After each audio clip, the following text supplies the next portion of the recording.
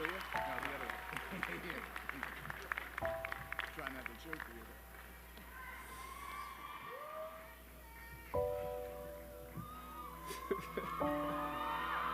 I remember walking across this yard on what seemed to be a random day, my head down, lost in my own world of issues, like many of you do daily.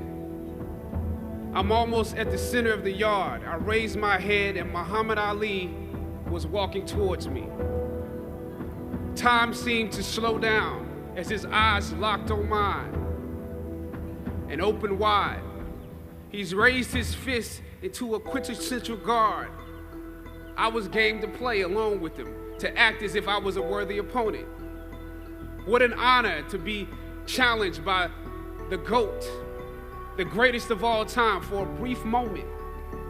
His face was as serious as if I were Frazier in the Thriller in Manila. His movements were flashes of a past greater than I can imagine.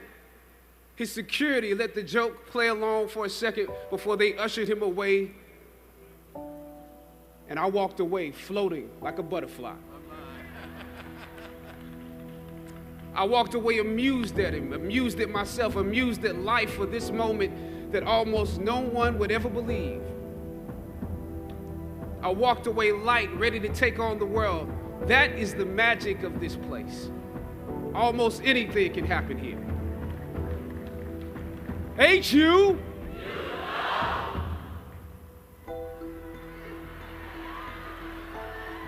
Howard University. I was riding here and I heard on the radio somebody call it Wakanda University. But it has many names, the Mecca, the Hilltop. It only takes 1 hour, one tour of the physical campus to understand why we call it the Hilltop. Every day is leg day here. That's why some of you have cars.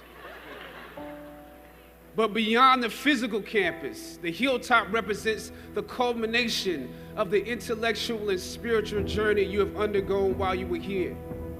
You have been climbing this academic slope for at least 3 or 4 years, for some of you, maybe even a little bit more. Throughout ancient times, institutions of learning have been built on top of hills to convey that great struggle is required to achieve degrees of enlightenment. Each of you had your own unique difficulties with the hill. For some of you, the challenge was actually academics. When you hear the words magna cum laude, you know that's not you. That's not you. You worked hard, you did your best, but you didn't make A's or B's, sometimes C's. You never made the dean's list, but that's okay. You're here on top of the hill. And I want to say something to that. You know, sometimes your grades don't give a real indication of what your greatness might be. So it really is okay. For others, it was financial. You and your family struggled to make ends meet every semester of your matriculation. You had to stand in one line to get to another line, to get to another line for somebody that might help you. You had to work an extra job or two, but you're here. For a lot of you, not all, but a lot of you, your hardest struggle was social.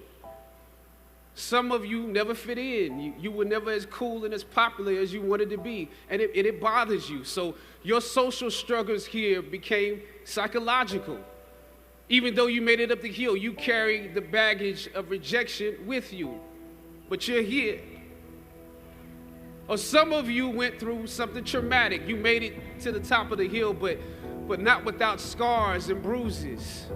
Some of you fit in too much. You were on the yard rapping on your frat block when you were supposed to be in class. Or you got caught up in the DC party life. I know how that is. I mean, we're right here in the midst of the city. Sometimes you forgot you were in school. You probably could have graduated with honors, but instead you are getting an oh yeah degree today. Oh yeah, I have class. Oh yeah, I have that paper due. Oh yeah, I have a final. You were literally too cool for school. You waited until the last minute to do your best work, and it's a wonder that you made it up the hill at all because you carried the baggage of too much acceptance. Most of you graduating here today struggled against one or more of the impediments or obstacles I mentioned in order to reach this hilltop.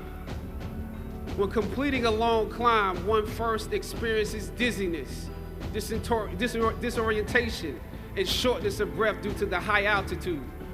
But once you become accustomed to the climb, your mind opens up to the tranquility of the triumph. Oftentimes, the mind is flooded with realizations that were for some reason harder to come to when you were at a lower elevation. At this moment, most of you need some realizations because right now you have some big decisions to make. Right now, I urge you, in your breath, in your eyes, in your consciousness, invest in the importance of this moment and cherish it. I know some of you might have partied last night. You should celebrate, but this moment is also part of that celebration. So savor the taste of your triumphs today. Don't just swallow the moment whole without digesting what has actually happened here. Look down over what you conquered and appreciate what God has brought you through.